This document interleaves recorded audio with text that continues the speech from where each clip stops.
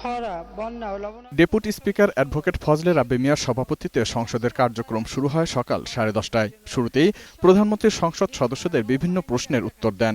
সংসদে নারীর জন্য এক প্রশ্নের জবাবে প্রধানমন্ত্রী বলেন, সন্ত্রাস ও জঙ্গিবাদ দক্ষিণ এশিয়ার উন্নয়নের জন্য হুমকি হয়ে দাঁড়িয়েছে।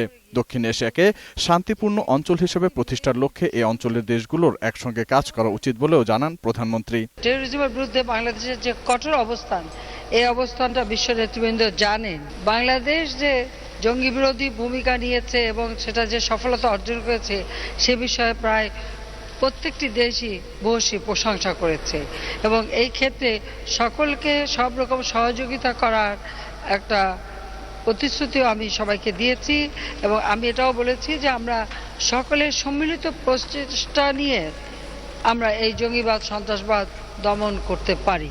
অপর এক প্রশ্নের জবাবে প্রধানমন্ত্রী বলেন, দেশের দক্ষিণ অঞ্চলকে অর্থনৈতিক এলাকা হিসেবে গড়ে তুলতে হবে। সেনাবাহিনীর কোনো প্রতিষ্ঠানই নাই, কাজে আমরা ওখানে একটা ক্যান্টনমেন্ট তৈরি করছি। তাছাড়াও ওই অঞ্চলটাকে আমরা ব্যাপকভাবে উন্নয়নের জন্য সেখানে পাওয়ার প্ল্যান্ট হচ্ছে। কাজে শুধু পাওয়ার প্ল্যান্ট এবং সেখানে একটা বিশেষ অর্থনৈতিক অঞ্চল আমরা গড়ে তুলব।